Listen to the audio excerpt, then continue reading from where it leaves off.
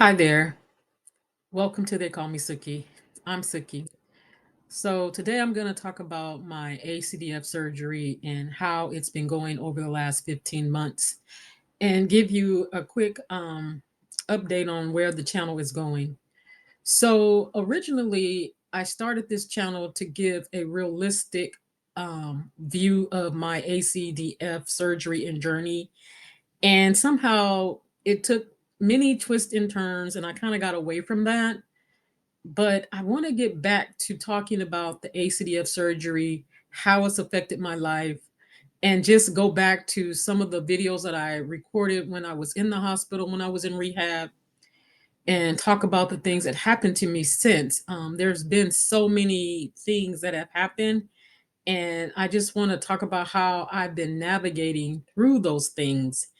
And one of the things that I want to talk about today, well, actually, two things. The first thing being what happened to me 2 weeks after being discharged home, and then what happened to me maybe, I want to say, 7 or 8 months after the surgery. So let's get into it. So I don't know if you guys are aware, I had the surgery a little over a year ago, August 21st, 2024.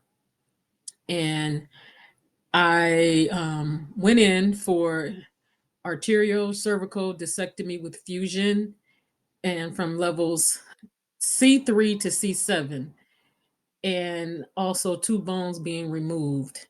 So it was a bigger surgery than what I thought. So when I originally talked with my doctor, he told me I had a 2 to 3 month recovery time. So that's everything that I was quoting to my husband's facility, his doctors, and everybody, the caregivers, because I care for my husband who had two massive strokes back in 2017.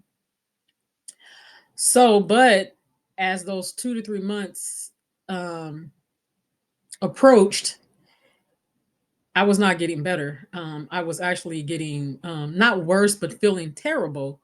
So after being, I was in the hospital for like a week after the surgery, which was not supposed to happen. It was supposed to be 1 to 2 days. And why I was in so long, I really don't know. But I do know it was probably day three that something weird happened to me. Um, I don't know if you all are familiar with the old school TVs back when TV would actually turn off and then you would have like the thing scrolling. Some YouTubers use that where the screen rolls up and down. So I had fallen asleep and I woke up and my vision was rolling like that. And I'm like freaking out. What is wrong with me?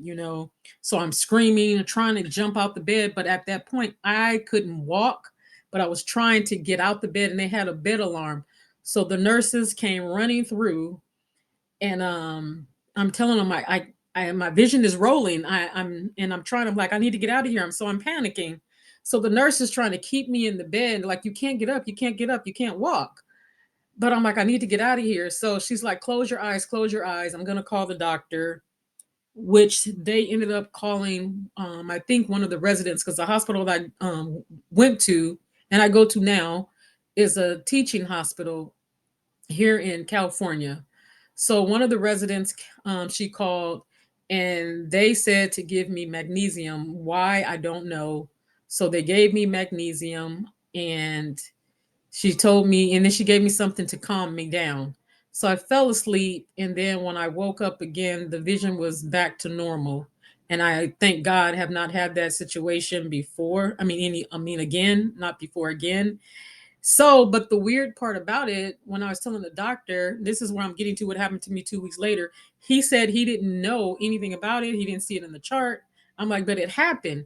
So I don't have proof in my chart that this happened to me, but it did. Why the nurses didn't document, I don't know. And even the resident didn't document. So how they gave me medicine and they didn't document it in my chart is very weird. So I'm not sure if the doctor just didn't see it or if it's just not there. So that was one thing that happened to me kind of immediately after the surgery. And then I guess I'm going into probably four things. And one of the second things that happened while I was still in the hospital. So after like day two, they got me up to try and walk. So physical therapy came, and so they brought a walker because they didn't know if I was going to be able to stand or not. So I was able to stand. I was just determined that I was going to get out of there because I needed to get back home for my husband, and I was going to be better in 2 to 3 months. So I did have a lot of pain. I think I was in the hospital for about a week. I'm not really sure. I got to go back and check. It may have been 3 to 5 days that I was in the hospital, but it's on one of my video shorts talks about when I got to rehab. So that tells me when I got out of the hospital. It might have been 3 to 5 days. I'm not sure. I don't think it was 7 days, but it had to be within 3 to 5 days. So anyway, when I got up, I had to use the walker because I wasn't steady. And they had, of course, put the gait belt on me to make sure I didn't fall, and have like a chair behind me walking. But I was moving. I was doing it. So I was even impressing myself. I was walking. Again, I was still unsteady. And so they're like, "Oh, you're doing really great." But I did get tired pretty fast. So they came every day until I was discharged and approved to go to rehab out here because they have a really nice rehab facility near the hospital. It's a combination of two hospitals and another physical therapy company. So, anyhow, when I get there to the rehab center, I got there at night. And when I got there, again, I was determined to like push myself, even though I was tired. It was hard. And it seemed like it got harder as the days went on. So, because you have to do at least 3 hours of therapy per day. And then you're supposed to get the weekends off, but they didn't give me weekends off. I was there for 14 days, and I never got a weekend off until the weekend when it was almost time for me to go 3 days before, because I was in so much pain. This is when my back started to hurt 3 days before discharge. And I was in so much pain, I was crying. And I'm like, telling the doctor that was on duty that day, I'm like, you guys have not given me a day off since I've been here. I'm in a lot of pain. I'm tired. And I just broke down crying. I couldn't help it. So, and then the physical therapy still came that day. I had to do it.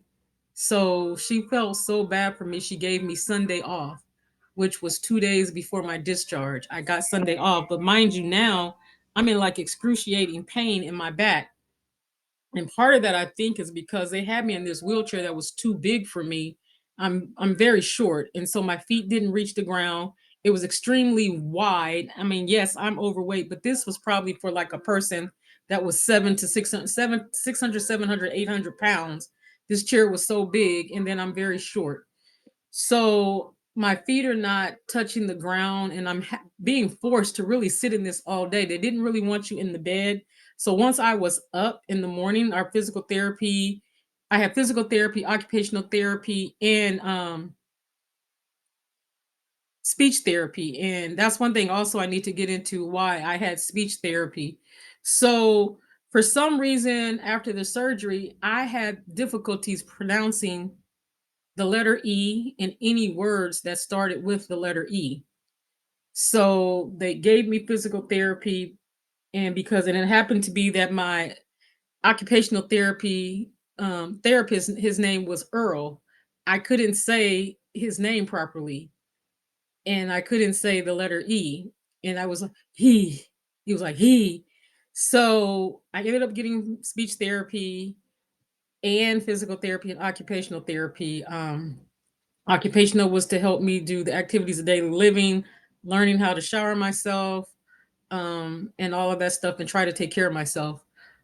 So, but they thought they were going to be able to get me an additional week because the doctor told me, the admitting doctor at the rehab center, that they would probably be able to get me an additional week because the surgery was considered a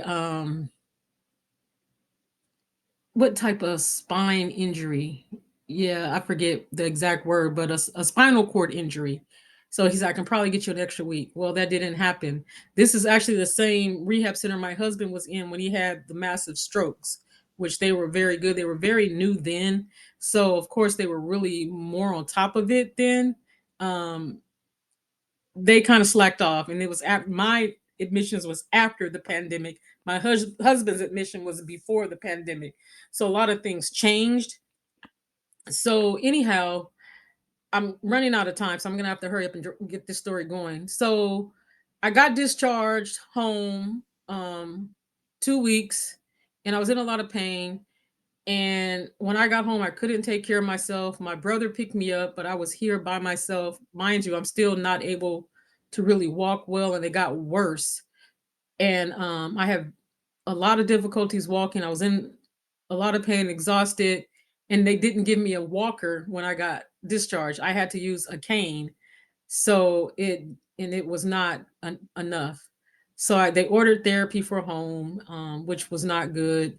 So 2 weeks after being home, trying to push this on quickly, I ended up in the hospital for vertigo, and it was bad. I was in the hospital for 10 days with the room just spinning.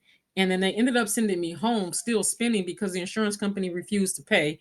They said dizziness was not a reason to be in the hospital, but I couldn't even stand up because I was so dizzy. The room was spinning so bad. So I found out later that a lot of patients that have this surgery end up with vertigo. That is what my physical therapist, who's outside of the home and outside of that I was going to, he told me about that. And so moving along now, I'll probably tell these stories later in detail for each thing. So I was exhausted a lot, so they thought that it was from a loss of blood, but it ended up months later I was diagnosed with adrenal insufficiency syndrome, and that is what I'm dealing with now. And that was a result of all of the injections that I got for the pain in my back, the pain in my knees, and the pain in my shoulder. And then also this surgery being so huge. My surgery was well over 10 hours, longer than what it was supposed to be. And they said that with the stress on the body and all the injections, my adrenal gland went to sleep. And so I am now suffering with adrenal insufficiency.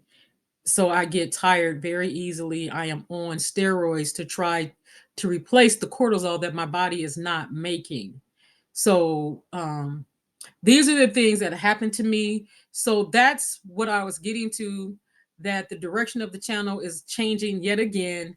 And it's going to be exclusively talking about ACDF surgery, my journey from start to finish. I have a lot of footage.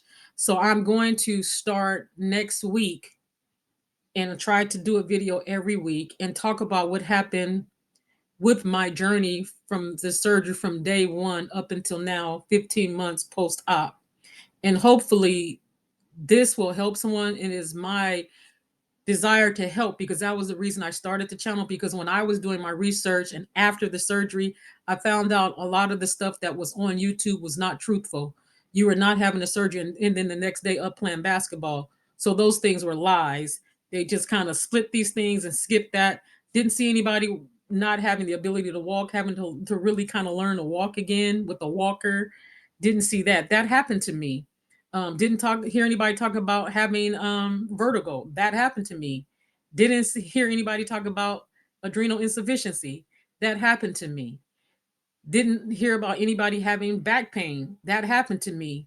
Didn't know that you would be fired from the job, possibly. I was threatened to be fired from that job, my job. That happened to me. So I want to talk about all these things, but my time is up.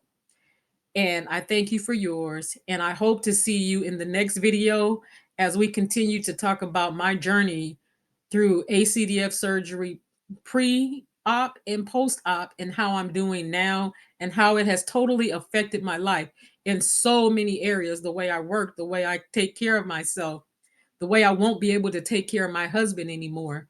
So if you like this content, leave me a comment and let me know if this will be helpful to you. Give me a thumbs up.